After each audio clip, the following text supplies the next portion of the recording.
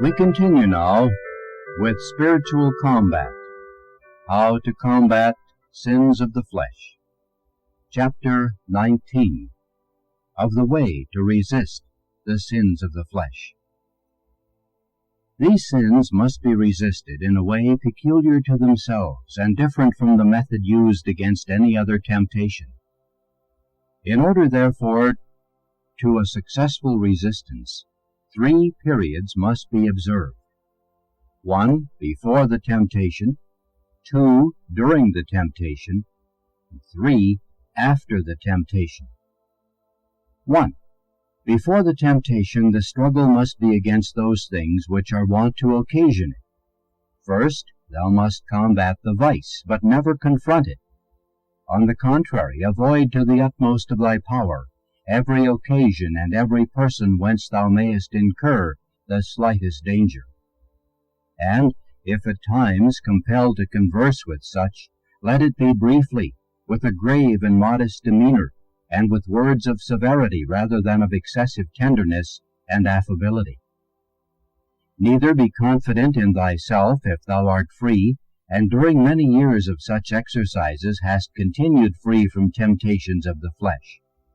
For this accursed vice makes its advances secretly, often doing in an hour what in many years it had failed to effect, and it hurts the more grievously, and wounds the more fatally, the more friendly the form it assumes, and the less ground of suspicion it seems to give.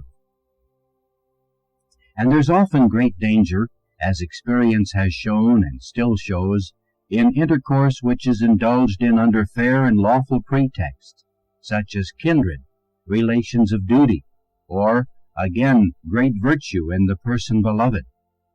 For the poisonous pleasure of sense insinuates itself into this over-frequent and imprudent intercourse, instilling its venom gradually, until it penetrates into the marrow of the soul, and darkens the reason more and more, till at last no account is made of things which are really dangerous, such as mutual glances of tenderness, loving words, and the enjoyment of conversation. And so, a change creeping over both, they fall at last into destruction, or into some temptation most hard and toilsome to overcome. Once more I say to thee, fly, for thou art as stubble. Trust not to being bathed and filled with the water of a good and strong purpose, and resolved and ready to die rather than offend God. For, inflamed by frequent stirring, the heat of the fire will gradually dry up the water of thy good resolve, and when thou art least on thy guard, it will so enkindle thee that thou wilt respect neither friends nor kindred, nor fear God, nor regard life or honor, nor all the pains of hell. Therefore, fly, fly unless thou wouldst be overtaken, captured, and slain.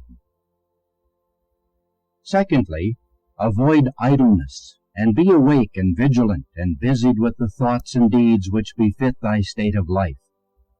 Thirdly, never resist the will of thy superiors, but show them a ready obedience, fulfilling promptly all their commands, and most willingly such as humble thee most, and are most opposed to thy natural will and inclination. Fourthly, beware of forming rash judgments of thy neighbor, especially with regard to this vice, and if he have manifestly fallen, have pity on him.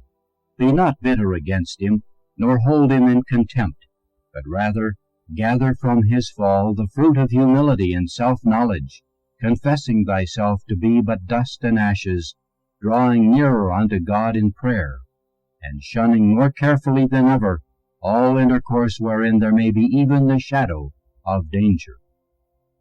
For if thou art forward to judge and despise others, God will correct thee to thy cost, and suffer thee to fall into the same fault, in order to convince thee of thy weakness, that by such a humiliation both sins may be cured. And even if thou shouldst escape this sin, yet, unless thou lay aside thy uncharitable judgment of others, thy state will be very insecure. Fifthly, and lastly, beware lest, finding thyself favored with some enjoyment of spiritual delights, thou feel a certain vain complacency therein, and imagine thyself to be something, and that thine enemies are now no longer able to assault thee, because thou seemest to thyself to regard them with disgust, horror, and detestation. If thou art incautious in this matter, thou wilt easily fall. 2. During the temptation, consider whether it proceeds from internal or external causes. By external I mean curiosity of the eyes or ears, over softness in dress, habits, and conversations, which excite to this sin. The remedies in this case are purity, modesty, the refraining from seeing or hearing anything which excites to this vice, and, as I said before, flight. The internal are either the rebellion of the flesh, or thoughts of the mind proceeding from our own evil habits, or from the suggestion of the devil.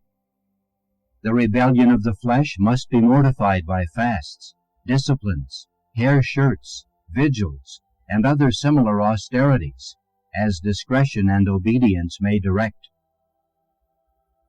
Against all thoughts, evil thoughts, from whatever source arising, the remedies are as follows: occupation in the various duties proper to our state of life, and prayer and meditation.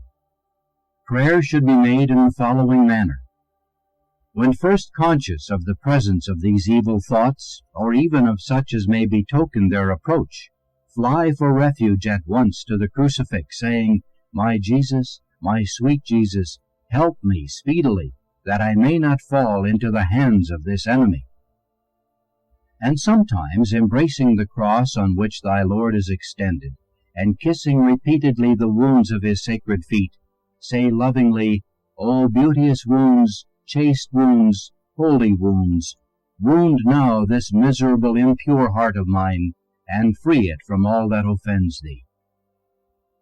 At the moment when temptations to carnal pleasures assail thee, I do not advise thee to meditate upon certain points recommended in many books as remedies against these temptations, such as the vileness of this vice, its insatiable craving, the bitterness and loathing, the peril and ruin of estate, life, honor, etc., which follow in its train. This is not always a certain method of overcoming the temptation, for if the mind repels these thoughts on the one hand, on the other they afford an opportunity, and expose us to the danger of taking pleasure in and consenting to them. Therefore, the true remedy in all these cases is flight, not from these thoughts alone, but from everything, however contrary to them, which may bring them before us. Let thy meditation, then, for this end be on the life and passion of our crucified Redeemer. And should the same thoughts again intrude themselves against thy will, and molest thee more than ever, as will very probably happen, be not discouraged on this account, nor leave off thy meditation, but continue it with all possible intensity, not even turning from it to repel such thoughts, but giving thyself no more concern about them than if they in no way belong to thee. There is no better method than this of resisting them, how incessant soever may be their attacks.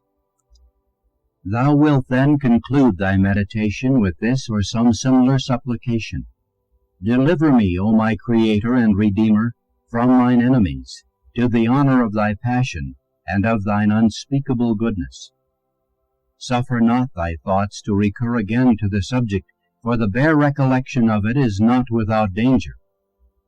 Neither stay at any time to reason with such temptations, to find out whether thou hast consented to them or not, for this is a device of the devil, who seeks, under the semblance of good, to disquiet thee, and make thee distrustful and faint-hearted, or hopes, by entangling thee in such discussions, to draw thee into some sin. Therefore, in this temptation, when the consent is not evident, it is sufficient that thou confess the whole briefly to thy spiritual father, and then rest satisfied with his opinion without thinking of it more. But be sure faithfully to reveal every thought to him, and neither be restrained from so doing by shame or any other consideration. For if in dealing with all our enemies we need the grace of humility to enable us to subdue them, in this case more than in any other, we are bound to humble ourselves, this vice being almost always the punishment of pride. Number 3. When the temptation is over, however free, however perfectly secure thou mayest feel thyself from danger, keep far from all those objects which give rise to the temptation, even though thou should be induced to do otherwise for some apparently good and useful end. For this is a deception of our evil nature, and a snare of our cunning adversary, who transforms himself into an angel of light to bring us into darkness. Chapter 20. How to Combat Sloth. To avoid falling into the miserable bondage of sloth, which would not only hinder thy progress towards perfection, but also deliver thee into the hands of thine enemies, thou must observe the following rules. 1. Shun all curiosity concerning worldly things and all attachment to them, and also every kind of occupation which belongs not to thy state of life. 2. Endeavor earnestly to respond immediately to every inspiration from above, and to every command of thy superiors, doing everything at the time and in the manner which is pleasing to them. 3. Never allow thyself in one moment's delay, for that one little delay will soon be followed by another, and that by a third, and this again by others, and to the last the senses will yield and give way more easily than to the first, having been already fascinated and enslaved by the pleasure they have tasted therein. Hence the duty to be performed is either begun too late, or sometimes laid aside altogether, as too irksome to be endured. Thus by degrees a habit of sloth is acquired, which, as we cannot disguise it from ourselves, we seek to excuse by vain purposes of future diligence and activity, while we are all the time held in bondage by it. The poison of sloth overspreads the whole man, not only infecting the will by making exertion hateful to it, but also blinding the understanding, so that it is unable to see how vain and baseless are its intentions to do promptly and diligently at some future season what should be done at once, but is either willfully neglected altogether or deferred to another time. Nor is it enough that we perform our appointed work quickly. We must, in order to bring it to its highest possible perfection, do it at the very time required by its nature and quality, and with all suitable diligence. For that is not diligence, but the subtlest form of sloth, which leads us to do our work before its time, not seeking to do it well, but dispatching it hastily, that we may afterwards indulge in the sluggish repose on which our thoughts have been dwelling, while we were hurrying over our business. All this great evil proceeds from the want of duly considering the value of a good work performed at its right time, and with a spirit determined to brave the toil and difficulty put in the way of untried soldiers by the sin of sloth. Call to mind, then, frequently, that a single elevation of the heart to God, a single genuflection in his honor, is worth more than all the treasures of the world, and that as often as we do violence to ourselves and our sinful passions, a glorious crown of victory is prepared for us by angels' hands in the kingdom of heaven. Remember also, on the other hand, that God gradually draws from the slothful the grace which he had once bestowed upon them, while he increases that of the diligent, permitting them at last to enter into his joy. If thou art unequal at first to a bold encounter with toil and hardship, disguise them from thyself, that they may not seem so formidable as sloth would represent them. The exercise before thee is perhaps to acquire some virtue by many repeated acts, by many days of toil, and the enemies to be overcome seem to thee many and strong. Begin these acts, then, as if thou hadst but a few of them to perform, but a few days' conflict to endure.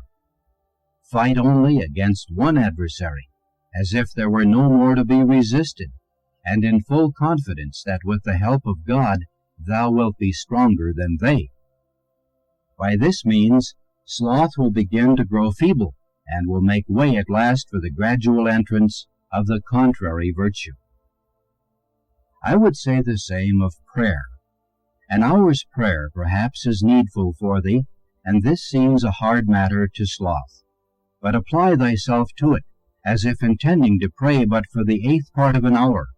Thou wilt then easily pass on to another 8th, and so on to the whole. But if in the 2nd, or any other of these divisions, thou shouldst feel too violent a repugnance and difficulty, leave the exercise a while, lest thou become weary, but return to it shortly. Thou shouldst pursue the same method with respect to manual labors, when thou art called upon to do things which to sloth appear many in number and difficult to performance, and so cause thee much disturbance of mind. Begin therefore quietly and courageously with one, as if thou hadst no more to do, and when thou hast diligently accomplished this, thou wilt be able to perform all the others, with far less labor than sloth would have thee believe possible. But if thou dost not pursue this method, and encounter resolutely the toil and hardships which lie in thy way, the vice of sloth will so gain the mastery over thee, that thou wilt be forever harassed and annoyed, not only by the present toil and difficulty, which will always attend the first exercises of virtue, but even by the distant prospect of them. Thou wilt be forever in fear of being tried and assailed by enemies, or laden with some fresh burden, so that even in the time of peace thou wilt live in perpetual disquiet. Know also that this vice of sloth will not only consume by its secret poison the first and feeble roots which would in time have produced habits of virtue, but even the roots of habits already acquired. Like a worm in the wood, it will go on insensibly corroding and eating away the marrow of the spiritual life. By these means does the devil seek to ensnare and delude all men, but especially spiritual persons. Watch therefore, and pray, and labor diligently, and delay not to weave the web of thy wedding garment, that thou mayest be found ready adorned to meet the bridegroom. And remember daily that he who gives thee the morning does not promise thee the evening, and though he gives the evening, yet promises not the morrow. Spend therefore every moment of every hour according to God's will, as if it were thy last, and so much the more carefully as for every moment thou wilt have to give the strictest account. Finally, I warn thee to account that day lost, though it may have been full of busy action, in which thou shalt neither have gained some victory over thine evil inclinations and thy self-will, nor return thanks to thy Lord for his mercies, and especially for his bitter passion endured for thee, and for his sweet and fatherly correction, when he has made thee worthy to receive at his hand the inestimable treasure of suffering. Chapter 21. Of the regulation of the exterior senses, and how to pass on from these to the contemplation of the divinity. Great watchfulness and continual exercise is needed for the due ordering and regulation of the exterior senses, for the appetite, which is, as it were, the captain of our corrupt nature, inclines us to an immoderate seeking after pleasure and enjoyment, and being unable by itself to attain them, It uses the senses as its soldiers, and as natural instruments for laying hold of objects whose images it draws to itself and impresses on the mind. Hence arises the pleasure which, by reason of the relation subsisting between it and the flesh, diffuses itself over all the senses which are capable of it, infecting both soul and body with a common contagion, which corrupts the whole. Thou seest the evil, now mark the remedy. Take good heed not to let thy senses stray freely where they will, nor to use them when pleasure alone, and not utility, necessity, nor any good end is the motive. And if inadvertently they've been allowed to wander too far, recall them at once, or so regulate them that instead of remaining as before in a miserable captivity to empty pleasures, they may gather a noble spoil from each passing object and bring it home to the soul, that collected within herself she may rise with a steadier flight towards heaven to the contemplation of God, which may be done in the following manner. When any object is presented before one of thine exterior senses, separate in thy mind from the material thing the principle which is in it, and reflect that of itself it possesses nothing of all that which it appears to have, but that all is the work of God, who endows it invisibly by his Spirit with the being, beauty, goodness, or whatever virtue belongs to it. Then rejoice that thy Lord alone is the cause and principle of such great and varied perfections, and that they are all eminently contained in himself, all created excellences being but most minute degrees of his divine and infinite perfections. When engaged in the contemplation of grand and noble objects, reduce the creature mentally to its own nothingness, fixing thy mind's eye on the great Creator therein present, who gave it that great and noble being, and delighting thyself in him alone, say, O divine essence, and above all things to be desired, how greatly do I rejoice that thou alone art the infinite principle of every created being. In like manner, at the sight of trees, plants, or such like objects, thou wilt understand that the life which they have not of themselves, but from the Spirit, which thou seest not, and which alone quickens them. Say therefore, Behold here the true life, from which, in which, and by which all things live and grow, O living joy of this heart. So at the sight of brute animals, raise thy thoughts to God, who gave them sensation and motion, saying, O thou first mover of all that moveth, thou art thyself immovable. How greatly do I rejoice in thy steadfastness and stability. And if attracted by the beauty of the creature, separate that which thou seest from the Spirit which thou seest not, and consider that all that exterior beauty is solely derived from the invisible Spirit which is its source, and joyfully say, Behold, these are streamlets from the uncreated fountain.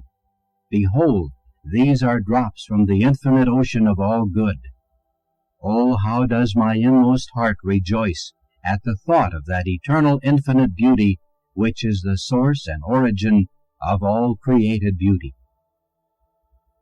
And on the discovery of other men of goodness, wisdom, justice, or similar virtues, make the same mental separation, and say to thy God, O most rich treasure house of all virtues, how greatly do I rejoice that from thee and through thee alone flows all goodness, and that all in comparison with thy divine perfections is as nothing. I thank thee, Lord, for this and every good gift which thou hast vouchsafed to my neighbor. Remember, Lord, my poverty and my great need of this very virtue. When thou stretchest out thy hand to do anything, reflect that God is the first cause of that action, and thou but his living instrument, and raising thy thoughts to him, say thus, How great, O supreme Lord of all, is my interior joy, that without thee I can do nothing, and that thou art in truth the first and chief worker of all things. When eating or drinking, consider that it is God who gives its relish to thy food. Delighting thyself, therefore, in him alone, say, Rejoice, O my soul, that as there is no true contentment but in thy God, so in him alone mayest thou in all things content thyself. When thy senses are gratified by some sweet odor, rest not in this enjoyment, but let thy thoughts pass on to the Lord, from whom this sweetness is derived, and inwardly consoled by this thought, say, Grant, O Lord, that like as I rejoice, because all sweetness flows from thee, so may my soul, pure and free from all earthly pleasure, ascend on high as a sweet savor acceptable unto thee. When thou listenest to the harmony of sweet sounds, let thy heart turn to God, saying, How do I rejoice, my Lord and God, in thine infinite perfections, which not only make a super-celestial harmony within thyself, but also unite the angels in heaven and all created beings in one marvelous harmonious concert. Chapter 22. How the same things are to us means whereby to regulate our senses, and to lead us on to meditate on the incarnate Word in the mysteries of his life and passion. I have shown thee how we may raise our minds from sensible objects to the contemplation of the divinity.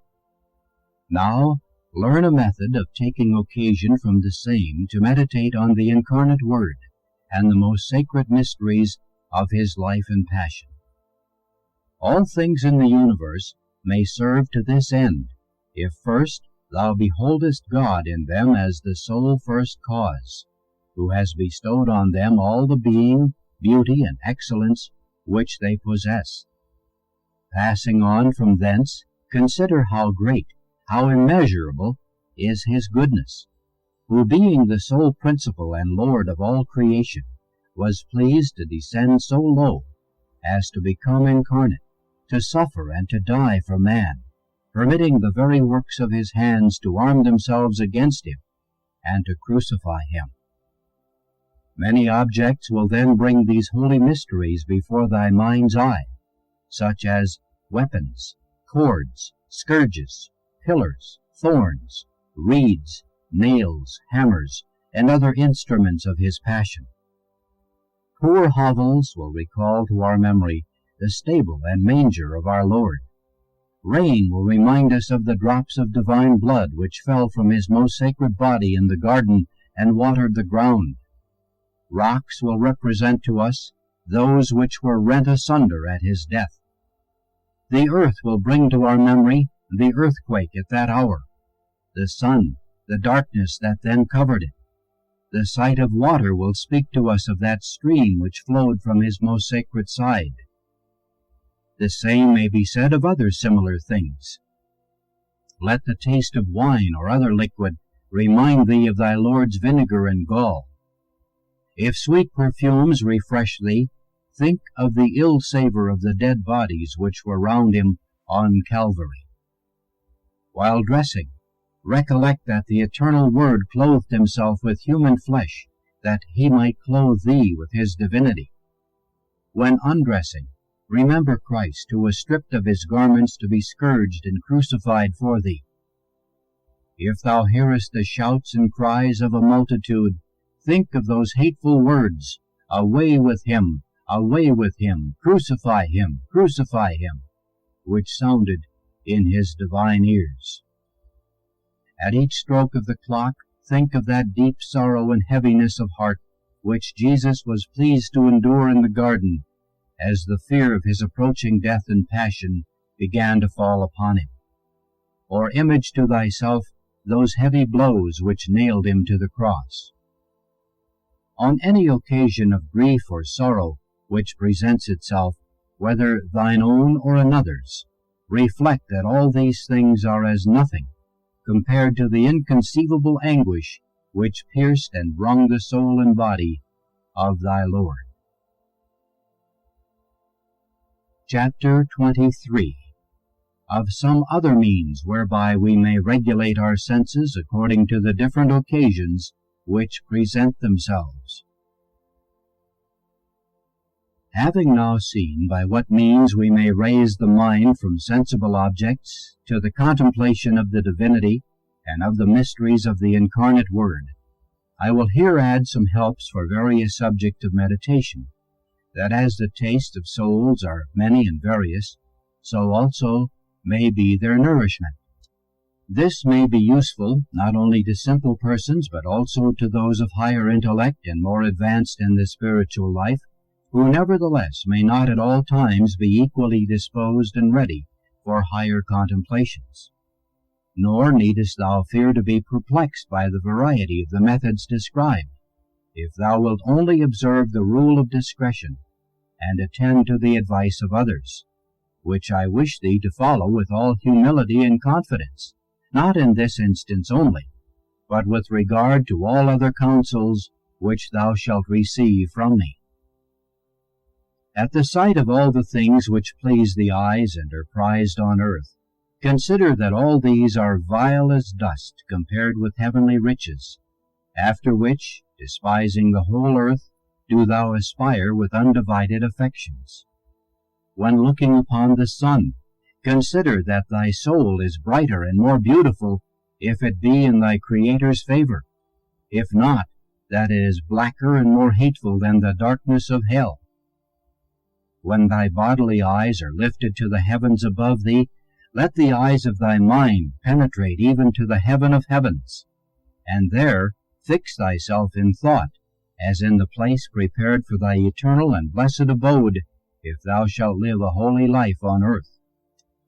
On hearing the songs of birds or other melodious sounds, lift up thy heart to the songs of paradise, where resounds a ceaseless Alleluia, and pray the Lord to make thee worthy to praise him, together with those celestial spirits, forever and ever. If thou art conscious of taking delight in the beauty of the creature, remember that there the deadly serpent lies hid, ready and eager to wound, if not to slay thee, and say to him, O accursed serpent, how dost thou insidiously lie in wait to devour me? Then turning to thy God, say, Blessed be thou, O my God, who hast discovered to me the hidden enemy, and delivered me from his ravenous jaws. Then fly at once from the allurement to the wounds of thy crucified Lord, letting thy mind rest on them, considering how acutely he suffered in his most sacred flesh to free thee from sin, and make thee detest all carnal delights. Another way of escape from this perilous allurement is to consider what will be after death, the condition of that object which now so delights thee. When walking, remember that every step brings thee nearer to death. Let the flight of birds and the flowing of water remind thee that thy life is hastening far more swiftly to its close.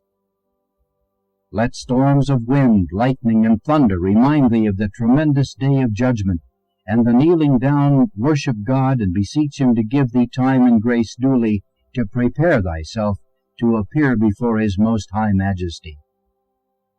In the variety of accidents which may befall thee, exercise thyself thus. When, for instance, thou art oppressed by sadness or melancholy, or sufferest heat, cold, or the like, lift up thy heart to that eternal will, which for thine own good willeth that at such a time and in such a measure thou shouldst endure this discomfort. Then, rejoicing in the love thus shown thee by thy God, and at the opportunity of serving him in the way he is pleased to appoint, say in thine heart, Behold, in me is the divine will fulfilled, which from all eternity has lovingly appointed that I should now endure this trial. All praise be to thee for the same, my most gracious Lord. When any good thought arises in thy mind, turn instantly to God, and referring it to him, give thanks to him for it. When reading, behold thy Lord in the words, and receive them as from his divine lips. When thou lookest upon the holy cross, consider that it is the standard of thy warfare, that by forsaking it thou wilt fall into the hands of cruel enemies, but that by following it thou wilt enter heaven laden with glorious spoils. When thou seest the dear image of the Blessed Virgin Mary, let thy heart turn to her who reigns in paradise, thanking her that she was ever ready to do the will of God, that she brought forth and nourished the Redeemer of the world, and that her favor and assistance never fail us in our spiritual conflict. The images of the saints represent to thee so many champions, who, having courageously run their course, have opened a way for thee, wherein, if thou wilt press onward, thou also shalt with them be crowned with immortal glory. When thou seest a church, thou mayest, amid other devout reflections, consider that thy soul is the temple of God, and therefore to be kept pure and spotless as his dwelling place. When thou hearest the triple sound of the Angelus, make the following brief meditations in conformity with the words which are said before each recitation of the Ave Maria. At the first stroke of the bell, thank God for that embassy from heaven to earth which was the beginning of our salvation. At the second, rejoice with the Blessed Mary at the sublime dignity to which she was exalted by her singular and most profound humility. At the third, adore, together with the most blessed Mother and the angel Gabriel, the divine child just now conceived, and forget not reverently to bow thy head at each signal, especially the last. These meditations will serve for all seasons. The following, which are divided for morning, noon, and evening, belong to the Passion of our Lord, for we are deeply bound frequently to remember the sorrow endured by Our Lady on this account, and most ungrateful were we to neglect it. In the evening, then, recall to mind the anguish of that most pure Virgin at the bloody sweat, the capture, and the hidden sorrows of her blessed Son. In the morning, compassionate her affliction at his presentation before Pilate and Herod, his condemnation, and the bearing of his cross. At midday, meditate upon that sword of anguish which wounded the heart of that disconsolate mother at the crucifixion and death of the Lord, and the cruel piercing of his most sacred side. These meditations on Our Lady's sorrows may be made from the evening of Thursday till the Saturday at noon, the others on the remaining days of the week. I leave all this, however, to thy particular devotion, and the occasions offered by external things, and to express in few words the method by which thou must regulate thy senses. Take care, in all things and under all circumstances, that thou be moved and drawn, not by hatred or love of them, but by the will of God alone, loving and hating that only which he wills thee to hate or love. And observe that I have not given thee these methods for regulating the senses, that thou mayest dwell upon them. For thy mind should almost always be fixed upon thy Lord, who wills that by frequent acts thou shouldst apply thyself to conquer thine enemies and thy sinful passions, both by resisting them and by making acts of the contrary virtues. But I have taught them to thee, that thou mayest know how to rule thyself on needful occasions.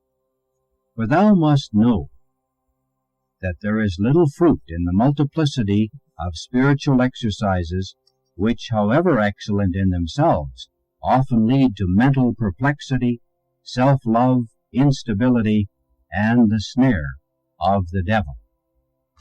Chapter 24 of the Way to Rule the Tongue.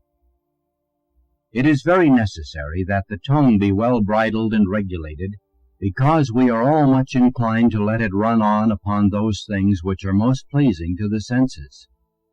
Much speaking springs ordinarily from pride. We persuade ourselves that we know a great deal. We take delight in our own conceits, and endeavor by needless repetitions to impress them on the minds of others, that we may exercise a mastery over them, as though they needed instruction from us. It is not possible to express in few words the many evils which arise from overmuch speaking. Talkativeness is the mother of sloth, the sign of ignorance and folly, the door of slander, the minister of falsehood, the destroyer of fervent devotion. A multitude of words adds strength to evil passions, by which again the tongue is the more easily led on to indiscreet talking. Do not indulge in long conversations with those who are unwilling to hear thee, lest thou weary them, nor with those who love to listen to thee, lest thou exceed the bounds of modesty. Avoid loud and positive speaking, which is not only odious in itself, but is also a sign of presumption and vanity.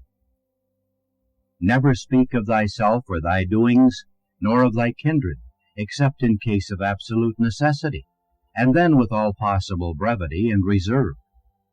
If others seem to speak overmuch of themselves, try to put a favorable construction upon their conduct, but do not imitate it, even though their words seem to tend to self-humiliation and self-accusation. Speak as little as may be of thy neighbor, or of anything concerning him, unless an occasion offers to say something in his praise. Speak willingly of God, and especially of his love and goodness, but with fear and caution, lest even here thou fall into error. Rather, take pleasure in listening while others speak of him, treasuring up their words in the depth of thy heart. Let the sound of men's voices strike only upon thine ear. Do thou meanwhile lift up thy heart to God, and if thou must needs listen to their discourse, in order to understand and reply to it, yet neglect not to cast thine eye in thought to heaven, where thy God dwelleth, and contemplate his loftiness, as he ever beholds thy vileness. Consider well the things which thy heart suggests to thee before they pass on to thy tongue, for thou wilt perceive that many of them would be better suppressed. Nay, I can still further assure thee that not a few even of those which thou wilt then think it expedient to speak would be far better buried in silence, and so thou wilt perceive upon reflection when the opportunity for speaking is past. Silence is a strong fortress in the spiritual combat, and a sure pledge of victory. Silence is the friend of him who distrusts himself and trusts in God. It is the guard of holy prayer, and a wonderful aid in the practice of virtue. In order to acquire the practice of silence, consider frequently the great benefits which arise therefrom, and the evils and dangers of talkativeness. Love this virtue, and in order to acquire the habit of it, keep silence occasionally, even at times when thou mightest lawfully speak, provided this be not to thine own prejudice, or to that of others. And thou wilt be greatly helped to this by withdrawing from the society of men, for in the place of this thou wilt have the society of angels, saints, and of God himself. Lastly, remember the combat which thou hast in hand, that seeing thou hast so much to do, thou mayest the more willingly refrain from all superfluous words. Chapter 25. That in order to fight successfully against his enemies, the soldier of Christ must avoid as much as possible all perturbation and disquiet of mind. When we've lost our peace of mind, we should do our utmost to recover it.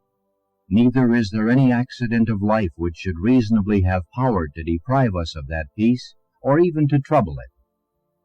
Over our own sins we have indeed cause to mourn deeply, but our sorrow, as I've shown more than once, should be calm, and in like manner, without any disquiet, but with a holy feeling of charity, should we compassionate other sinners and weep, at least inwardly, over their offenses.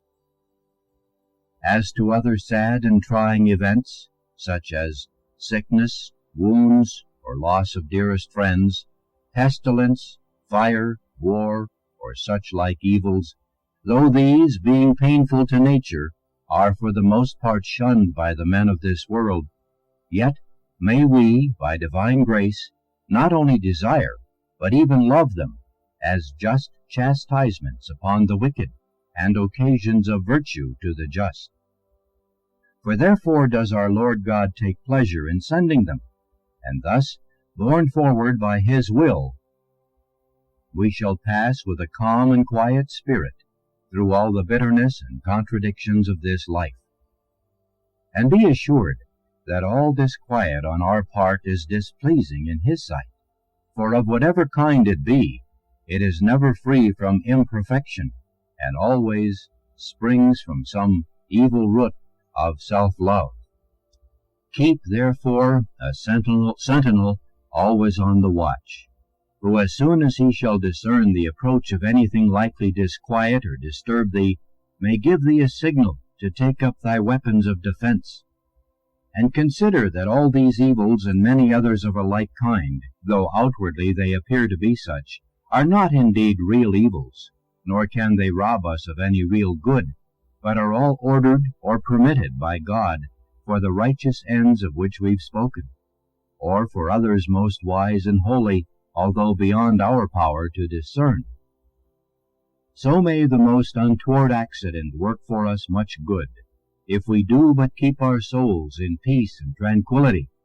Otherwise, all our exercises will produce little or no fruit.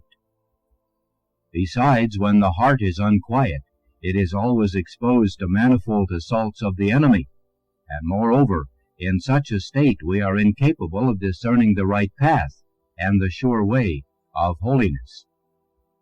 Our enemy, who above all things hates this peace, because the Spirit of God dwells and works marvelously therein, often seeks in a friendly disguise to rob us of it, by instilling into our hearts sundry desires which have a semblance of good, but their deceitful nature may be detected by this test among others, that they rob us of our peace of mind.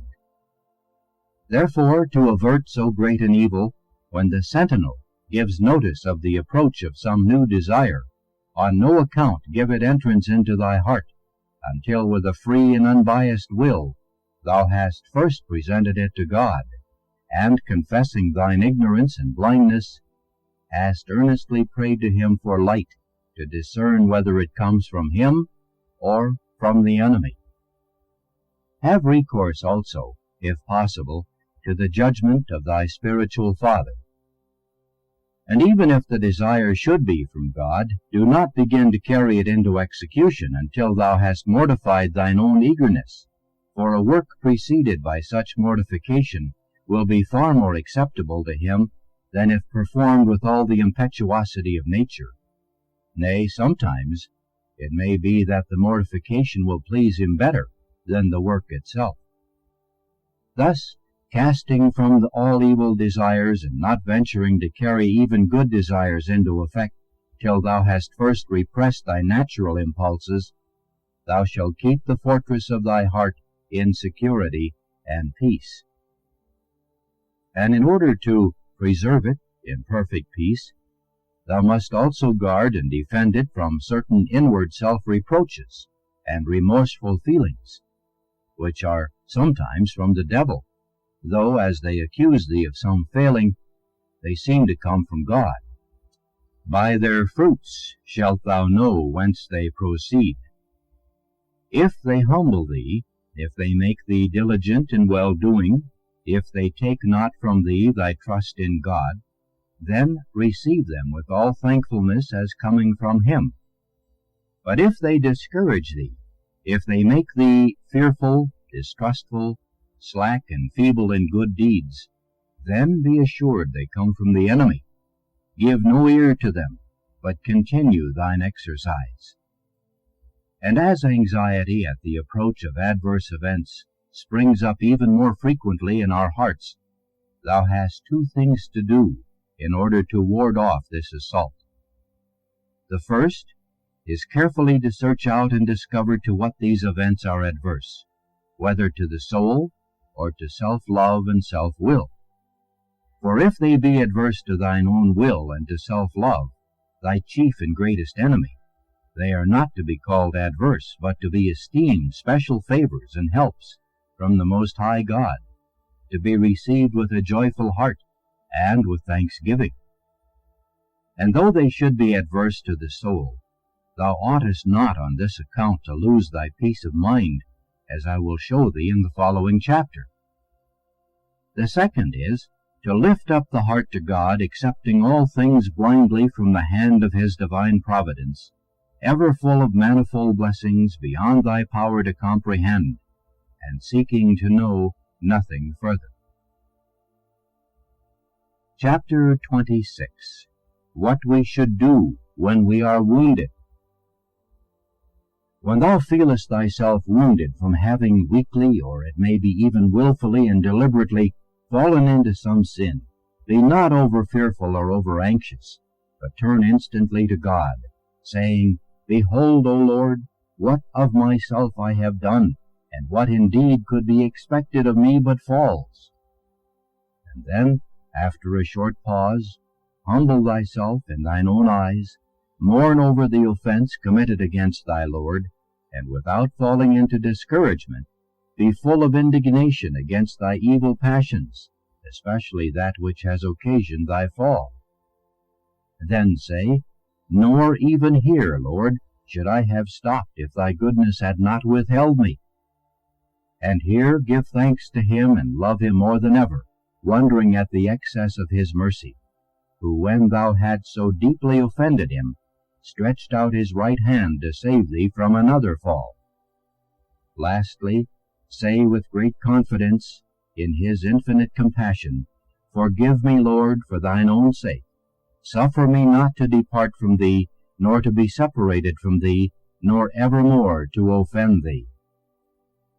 And this done, do not sit down to consider whether God has pardoned thee or not, for this is nothing else but pride, restlessness of mind, loss of time, and under color of various fair pretexts, a delusion of the devil. But committing thyself unreservedly to the merciful hands of God, pursue thine exercise as if thou hadst not fallen. And if thou shouldst fall, and shouldst be wounded many times in a day, repeat what I've taught thee with no less faith the second, the third, and even the last time than the first. And despising thyself and hating the sin more and more, strive to lead henceforth a life of greater watchfulness. This exercise is very displeasing to the devil, both because he sees it to be most acceptable to God, and also because he's enraged to see himself overcome by one over whom he had been at first victorious. And therefore he seeks by many artful wiles to make us relinquish it, and through our carelessness and lack of vigilance he is but too often successful. The harder, therefore, this exercise may seem to thee, the greater violence must thou do to thyself, renewing it repeatedly even after a single fall. And if after any fault thou feel uneasy, distrustful, and confused in mind, the first thing to be done is to recover thy peace and quietness of mind, and with it thy confidence in God. Armed with these, turn again to the Lord, for thy uneasiness on account of thy sin arises not from the consideration of the offense against God, but of the injury to thyself. To recover this peace, discard entirely from thy mind the thought of thy fall, and set thyself to meditate on the unspeakable goodness of God, how he is beyond measure ready and willing to forgive every sin, how grievous soever, calling the sinner by manifold ways and means to come to him, that he may unite him to himself in this life by his grace in order to his sanctification, and in the life to come by his glory for his eternal beatification. And having quieted thy mind by these and like reflections, turn thy thoughts once more to thy fall, according to the instructions given thee above. Again, at the time of sacramental confession, to which I exhort thee to have recourse frequently, Call to mind all thy falls, and with renewed sorrow and indignation at the offense against God, and renewed purpose never again to offend him, disclose them with all sincerity to thy spiritual Father. Chapter 27. Of the means employed by the devil to assail and deceive those who desire to give themselves up to the practice of virtue, and those who are already entangled in the bondage of sin. Thou must know that the devil is intent upon nothing but our ruin, and that he does not use the same method of assault with all persons. In order then to make known to thee some of his modes of attack, his stratagems and devices, I will set before thee several different conditions of men. Some remain in the service of sin without a thought of escape. Some would fain be free, but never make the attempt. Others think they're walking in the way of holiness, while they're wandering far from it. And lastly, some, after having attained unto holiness, fall into deeper perdition. We will discourse separately of each. Chapter 28. Of the devil's assaults and devices against those whom he holds in the bondage of sin. When the devil holds a man in the bondage of sin, his chief care is to blind his eyes more and more, and to avert from him everything which might lead to a knowledge of his most wretched condition. And not only does he, by instilling contrary thoughts, drive from him all reflections and inspirations which call him to conversion, but by affording him ready opportunities, he makes him fall into other and greater sins. Hence, the thicker and darker waxes his blindness, the more desperate and habitual becomes his course of sin, and thus, from blindness to deeper blindness, from sin to fouler sin, his wretched life will swirl on even unto death, unless God, by his grace, should intervene to save him. The remedy for one in this unhappy condition is to be ready to give diligent heed to the thoughts and inspirations which call him from darkness to light, crying with all his heart to his Creator, O Lord, help me speedily, leave me not any longer in the darkness of sin. And let him not fail to repeat this cry for mercy over and over again in these or in like words. If possible, let him have immediate recourse to some spiritual guide, and ask aid and counsel, so that he may be delivered from the power of the enemy.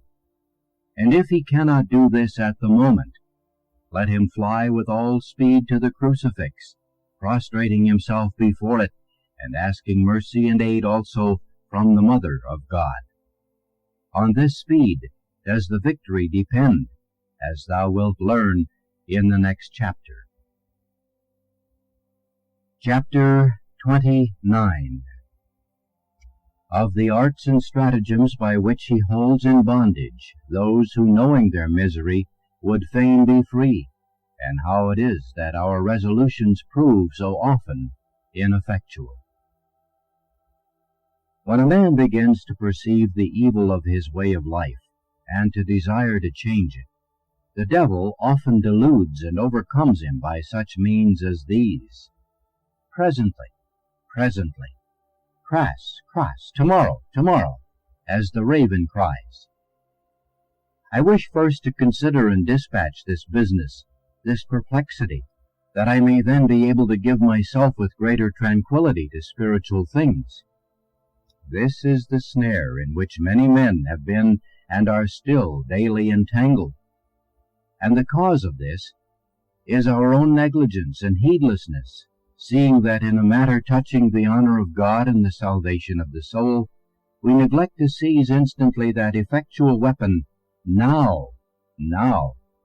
Wherefore, presently, today, wherefore, tomorrow, saying each one to himself.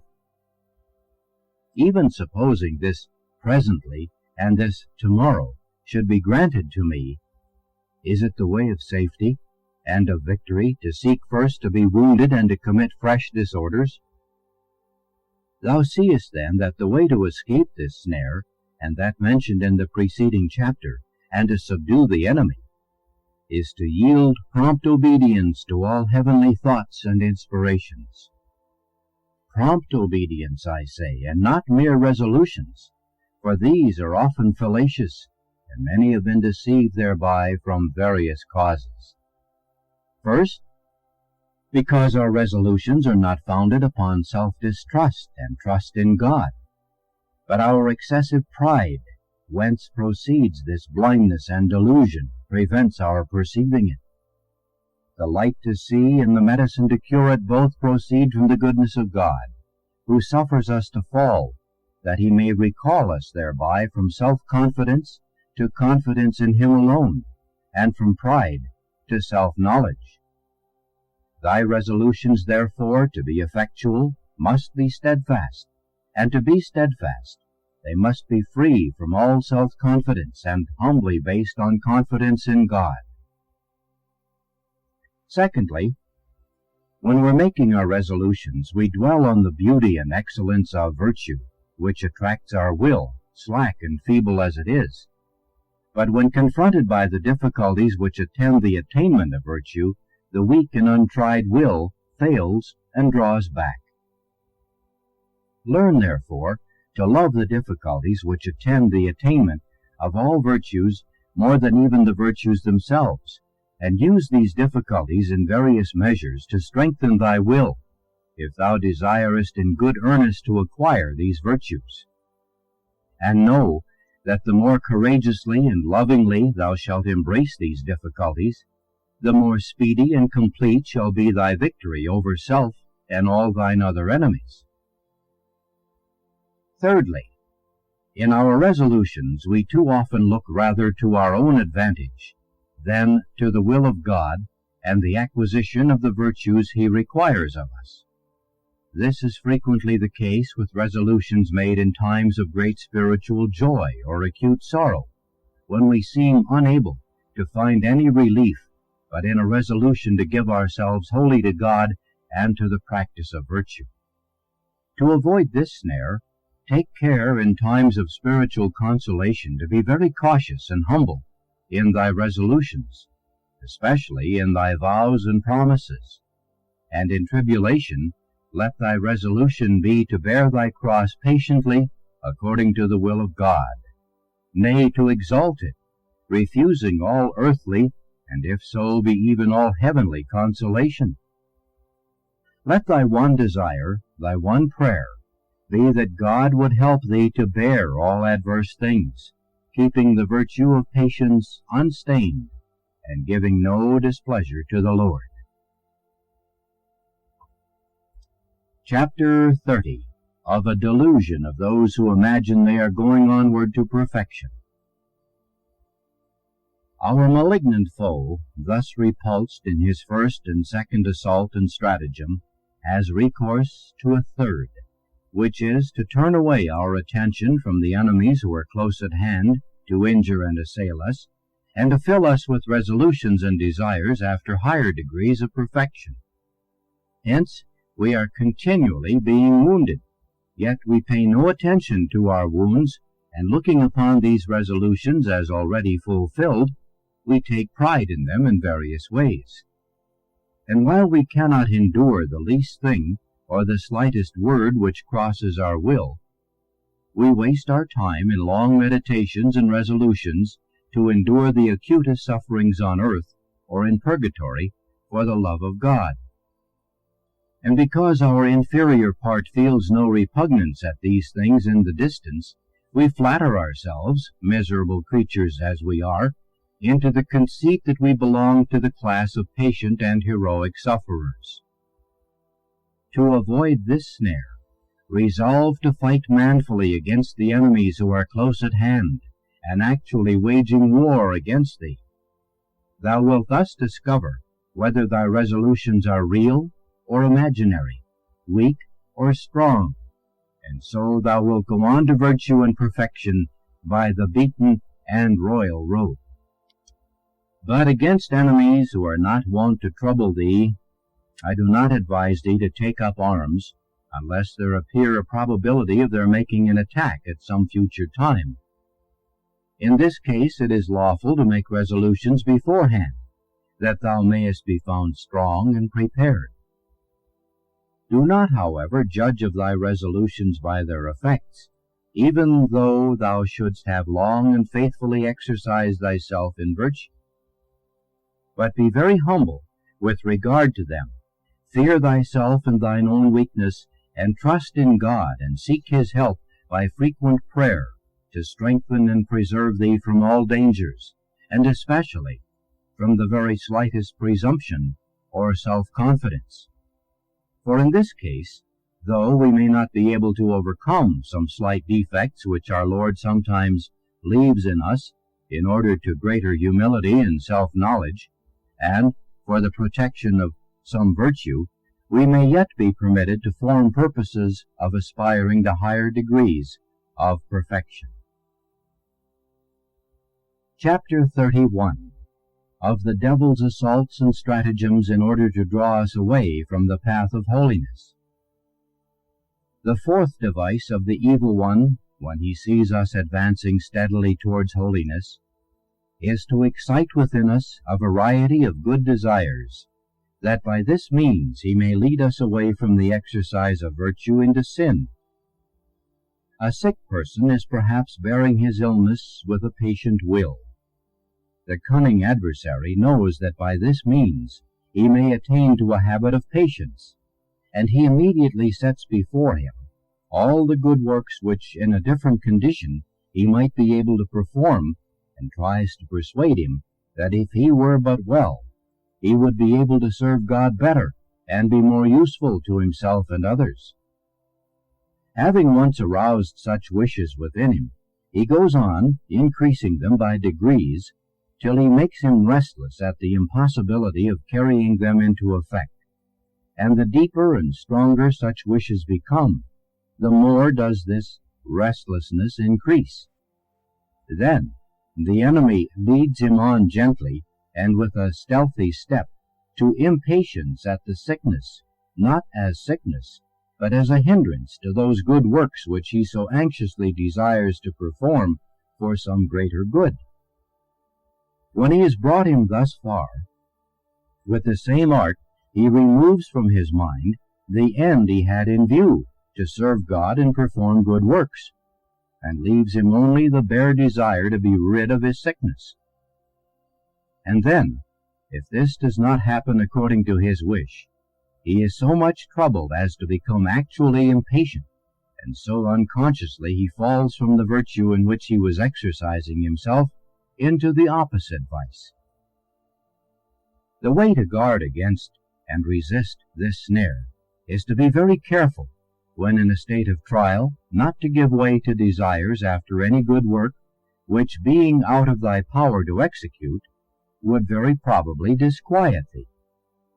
In such cases, resign thyself with all patience, resignation, and humility to the conviction that thy desires would not have the effect thou thinkest, inasmuch as thou art far more insignificant and unstable than thou accountest thyself to be. Or else believe that God in his surer counsels, or on account of thy unworthiness, is not pleased to accept this work at thy hand, but will rather that thou shouldst patiently abase and humble thyself under the gentle and mighty hand of his will.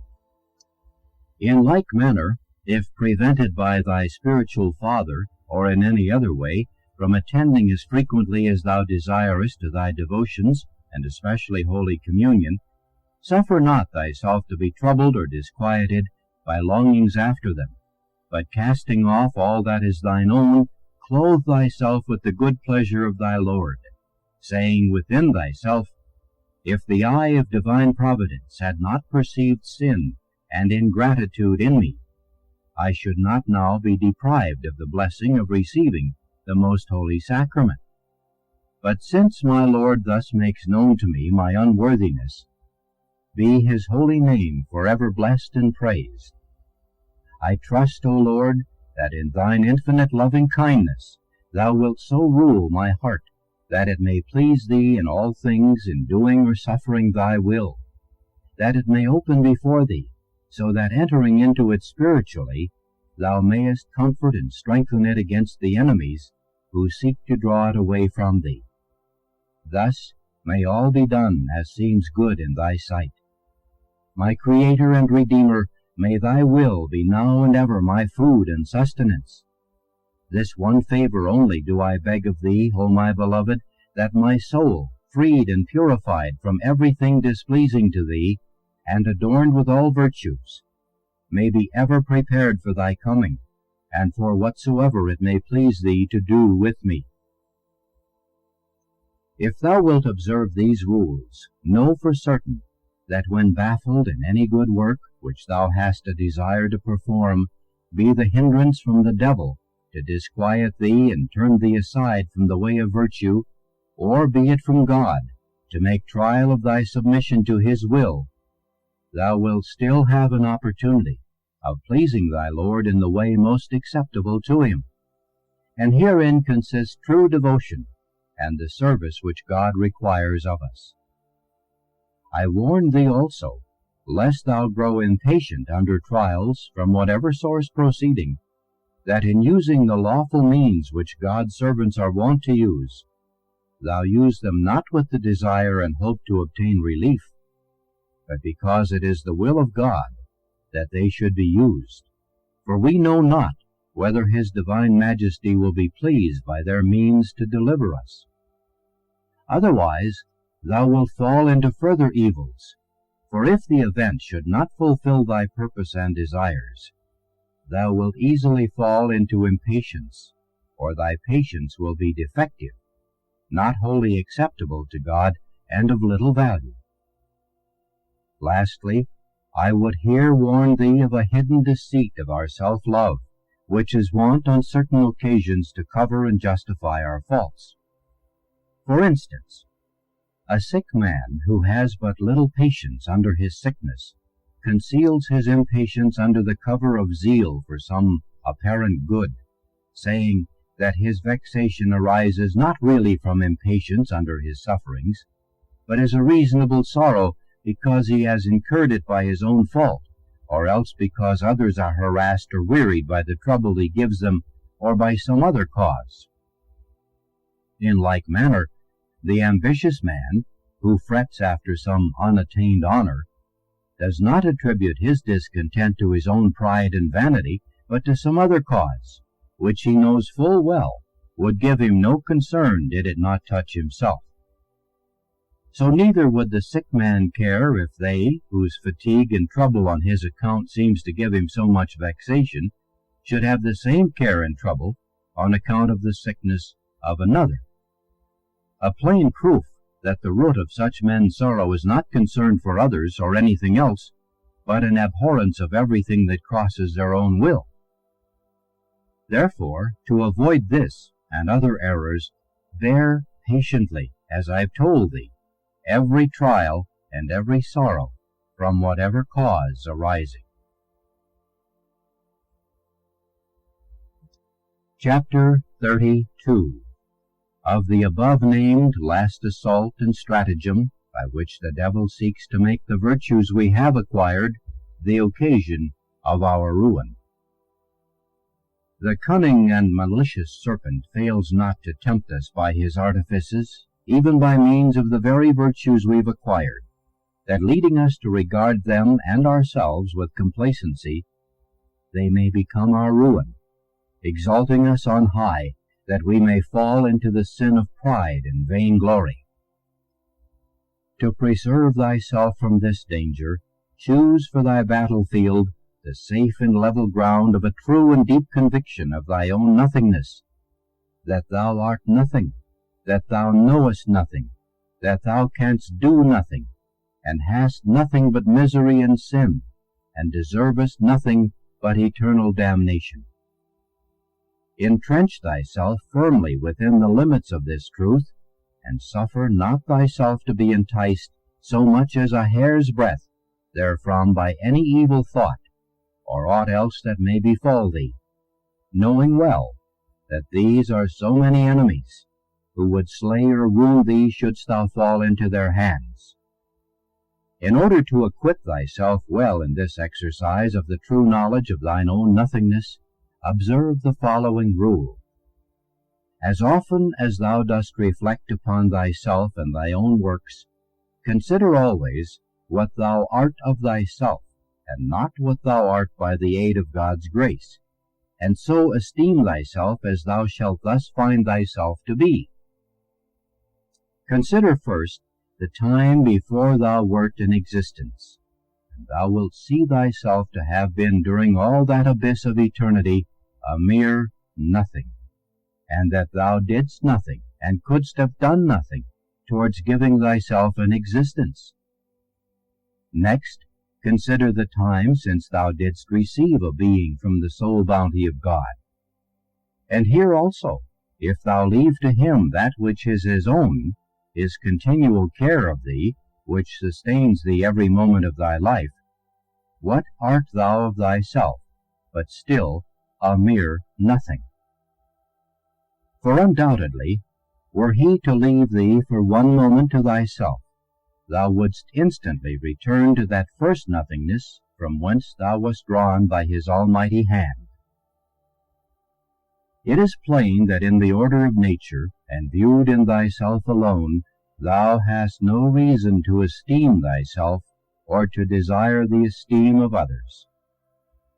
Again, in the life of grace and the performance of good works, what good or meritorious deed could thy nature perform by itself, if deprived of divine assistance? For considering, on the other hand, the multitude of thy past transgressions, and moreover the multitude of other sins from which God's compassionate hand has alone withheld thee, thou wilt find that thine iniquities, being multiplied not only by days and years, but by acts and habits of sin, one evil habit drawing another after it, would have swelled to an almost infinite amount, and so have made of thee another infernal Lucifer. Hence, if thou wouldst not rob God of the praise of his goodness, but cleave faithfully to him, thou must learn day by day to think more humbly of thyself, and be very careful to deal justly in this judgment of thyself, or it may do thee no little injury. For if in the knowledge of thine own iniquity thou surpass a man who in his blindness accounts himself to be something, thou wilt lose exceedingly, and fall far below him in the action of the will, if thou desire to be esteemed and regarded by men for that which thou knowest thyself not to be.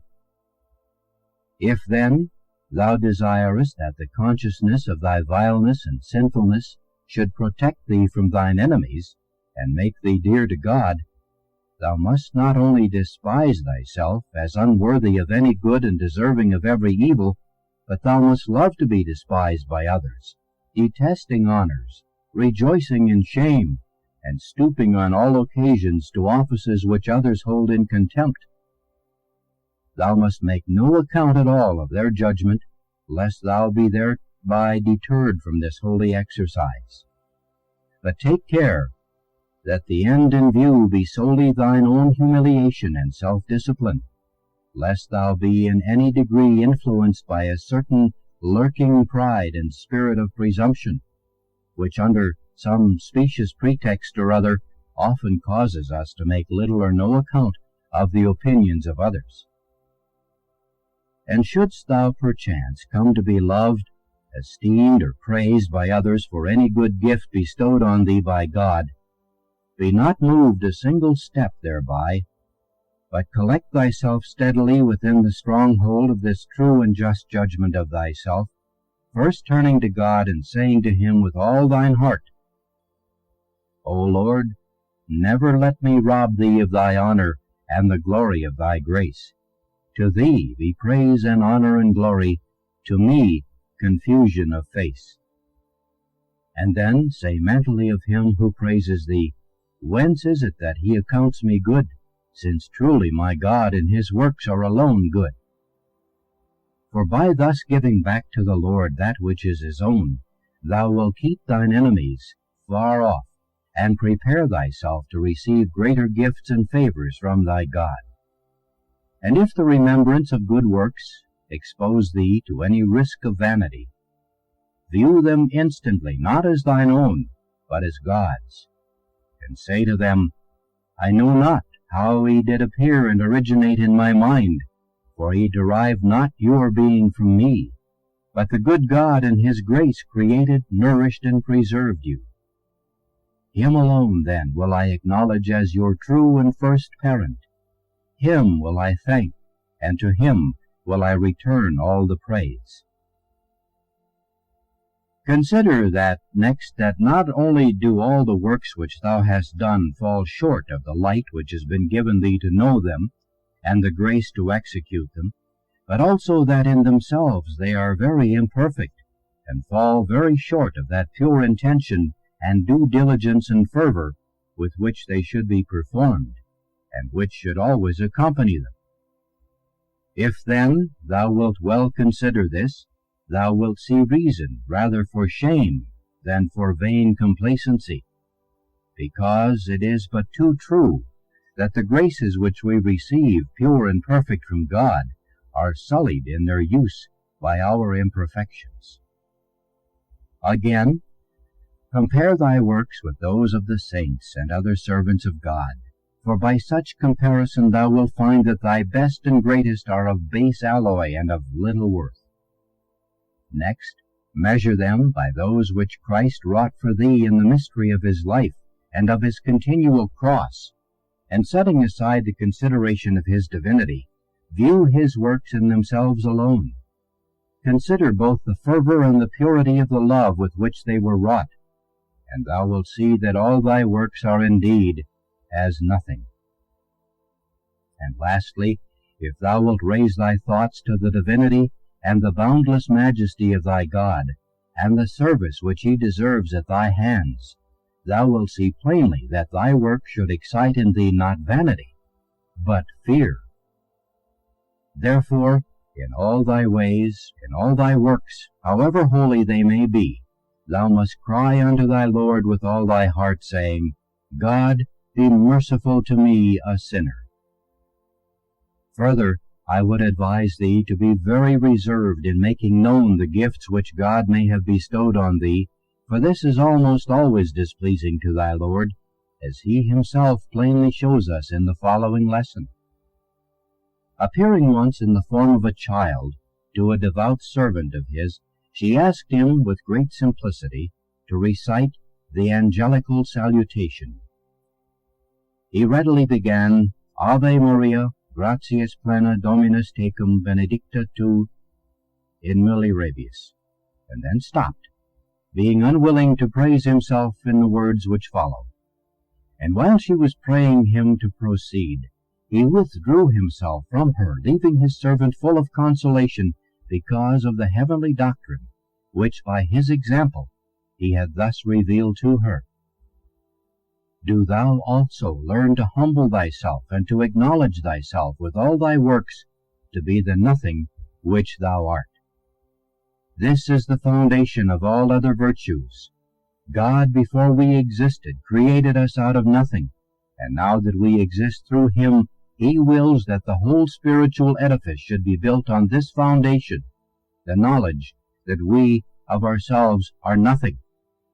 And the deeper we dig into this knowledge, the higher will the building rise, and in proportion as we clear away the earth of our own misery, the divine architect will bring solid stones for its completion. And never imagine that thou canst dig deep enough.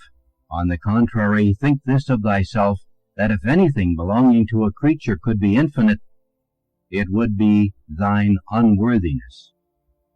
With this knowledge, duly carried into practice, we possess all good. Without it we are little better than nothing, though we should do the works of all the saints and be continually absorbed in God. O blessed knowledge, which makes us happy on earth and blessed in heaven! O light which issuing from darkness makes the soul bright and clear! O unknown joy, which sparkles amid our impurities! O nothingness, which once known makes us lords of all! I should never weary of telling thee this. If thou wouldst give praise to God, accuse thyself, and desire to be accused by others. Humble thyself with all and below all, if thou wouldst exalt him in thyself, and thyself in him. Wouldst thou find him? Exalt not thyself, or he will fly from thee. Abase thyself to the utmost, and he will seek thee and embrace thee.